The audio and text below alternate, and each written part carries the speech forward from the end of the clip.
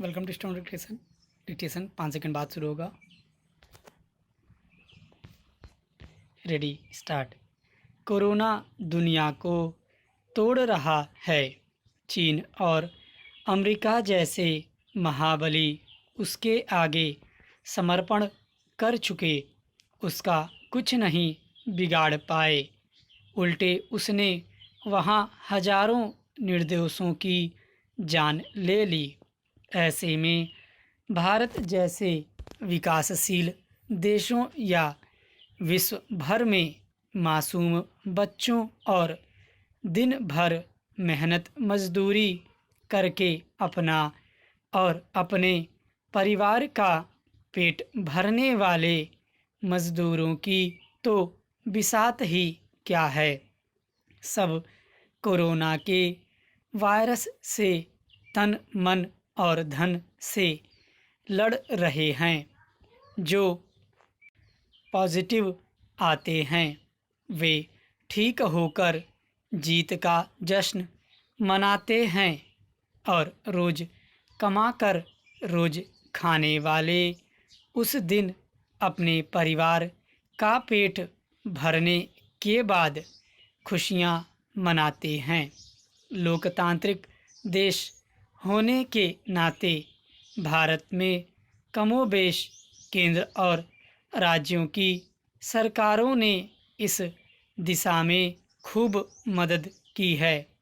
देश के किसानों द्वारा उपजाए खाद्यान्नों से भरे गोदाम इस दिशा में सरकारों की बहुत सहायता कर रहे हैं। लॉकडाउन बहुत कम समय के नोटिस पर लागू हुआ, जो जहां था वहीं अटका रह गया। ऐसे में राजस्थान, उत्तर प्रदेश और बिहार जैसे राज्यों की अपने अपने प्रदेशों के प्रवासी मजदूरों और अन्य राज्यों में गए छात्रों की घर वापसी की चिंता स्वाभाविक ही है। देश के अन्य राज्यों से भी छात्र मजदूर देश के अन्य हिस्सों में जाते हैं, लेकिन उनकी संख्या नगण्य है। राजस्थान से निकले ज़्यादातर लोग धंधे में और यूपी बिहार के मेहनत वाले कामों में देश के अधिकांश राज्यों में मिल जाएंगे।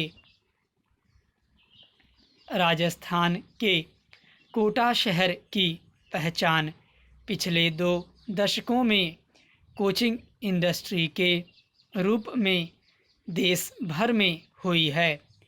छोटे बड़े 30-40 संस्थानों में देश भर के करीब 2 लाख छात्र हर साल यहाँ मेडिकल इंजीनियरिंग की प्रतियोगी परीक्षाओं के लिए अपने आप को तैयार करते हैं। इस इंडस्ट्री की वजह से कोटा को नया जीवन मिल गया, अन्यथा जेके सहित अन्य अनेक उद्योगों के बंद होने से सालों पहले यहाँ भुखमरी के हालात बन गए थे। चूँकि ये सारे बच्चे कम उम्र के होते हैं, इसलिए जैसे ही अचानक लॉकडाउन लागू हुआ, ये मासूम सबसे ज़्यादा परेशान हुए। राजस्थान सरकार द्वारा उनके लिए सारे बंदोबस्त किए जाने के बावजूद बच्चों की रट अपने घर जाने की रही।